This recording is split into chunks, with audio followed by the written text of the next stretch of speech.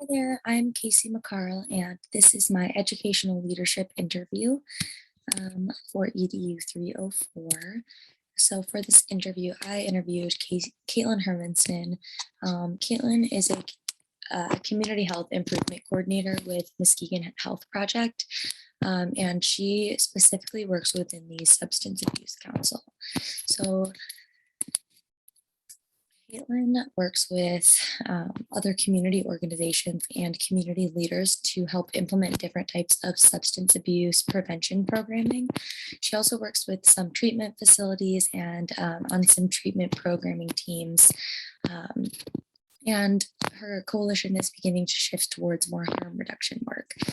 Katie's specifically an advocate for harm reduction work because she understands that they're not going to be successful in getting every single person to just stop using and abusing substances.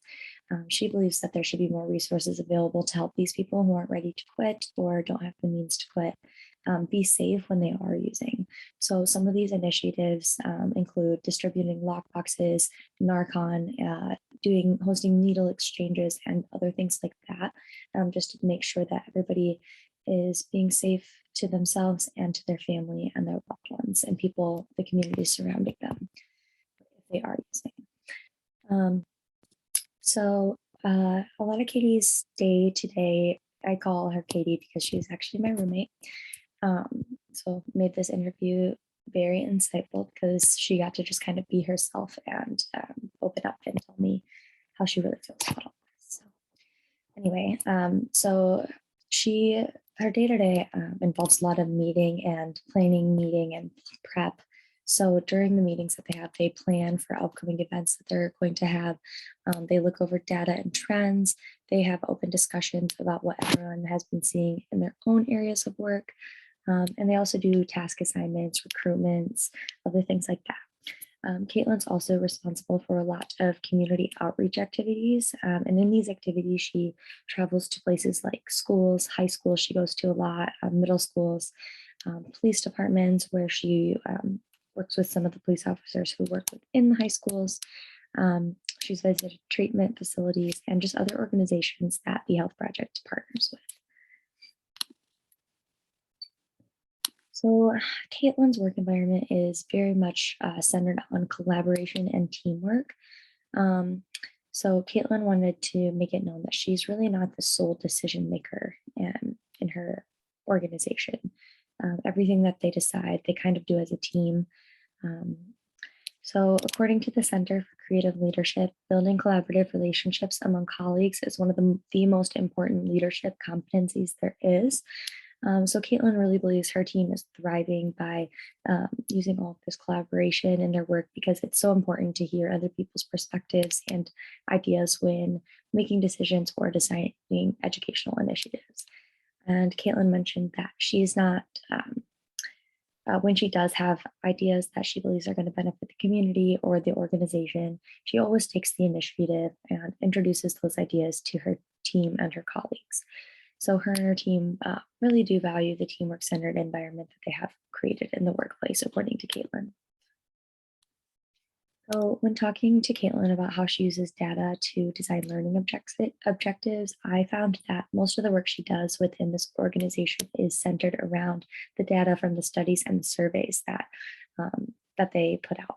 So in order for the health project to receive funding and grants, they have to show supporting data that the initiatives that they have been putting on are being beneficial to the community. So one of the most influential and important surveys that Caitlin and her team analyze is called the MyFi survey. So the survey is given to high school students in Michigan and in our community during school hours.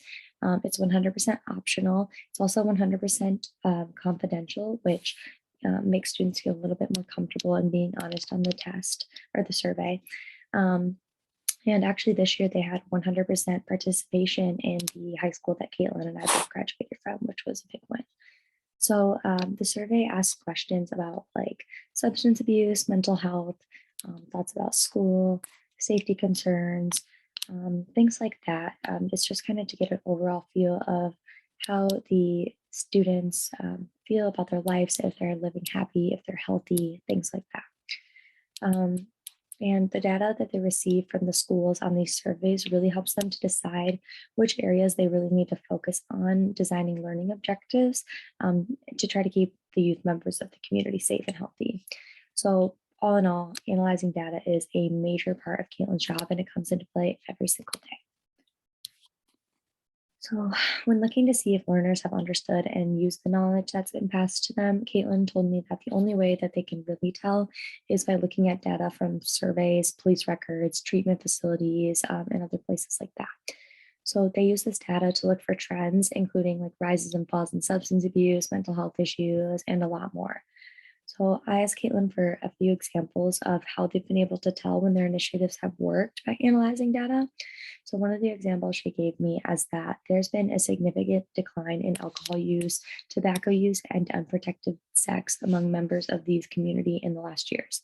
So this is a sign that the dangers of these things are becoming more and more known, and it shows that the initiatives that the Health Project and their partners are taking may be beneficial in causing this decline in these harmful practices.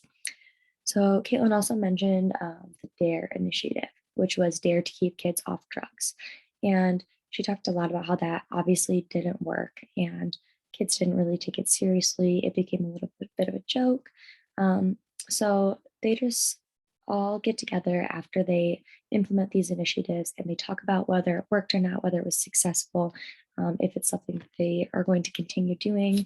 Um, and that's really how they um, design their learning experiences for the future. Um, Her organization also has a student community that they work with every month, and they gather thoughts and feedback from actual students that are attending these high schools. And these students are just really open and honest, according to Katie, about things that they have seen in their um, youth community and what things that they think need more attention and focus on by the health department or the health project.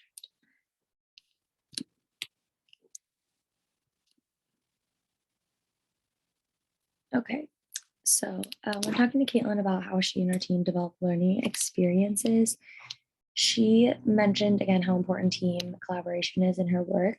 So her team has daily meetings to discuss plans and kind of bounce ideas off of each other. And when developing uh, learning experiences, Caitlin said how important it is that everyone's voices are heard and that they're supporting data to back up the plans that they're making. So I asked what a typical meeting looks like, and Caitlin said that they usually go over any events that were recently held and they gather everyone's finishing thoughts about the event. They talk about whether or not they believe that the event was successful, beneficial to the community, like I said before. And during these meetings, they also go over task delegation, and Caitlin learns her agenda for the week. They also talk about research findings and other things like that. So this optimism question really interested Caitlin. She was excited to answer it. So she said that optimism is what moves her every day and what keeps her motivated to continue the work that she's doing. So she said that without optimism, her work would not be significant because the person who is pessimistic um, about the outcomes of the health project's initiatives would not serve the community well if they really don't believe that they're making a difference or that they have the ability to. Caitlin's optimistic about the future of the community health in Muskegon, and she mentioned that it's very easy to begin losing hope and motivation in this career when you're not seeing the results that you had hoped for. She talked about how she could have lost hope and her optimism when she realized that her organization will never be able to fully stop drug abuse in Muskegon. But instead of just giving up and um, having the fear, she decided to turn this into an opportunity for another initiative instead.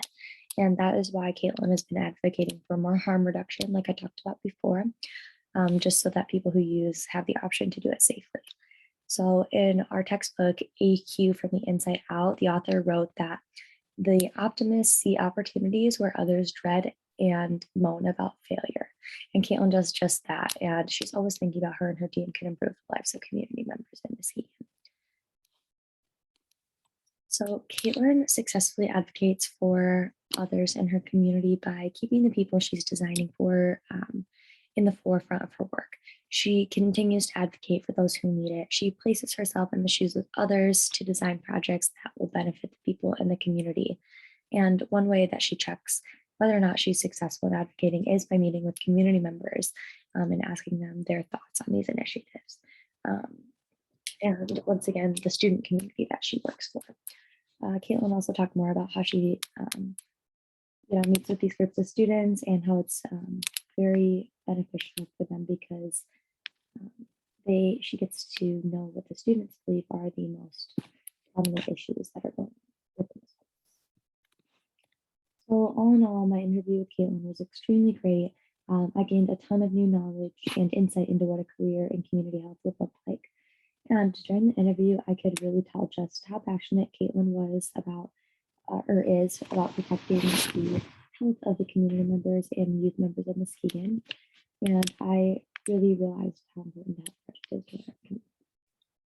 And for any references, thank you so much for listening. And I look forward to hearing feedback.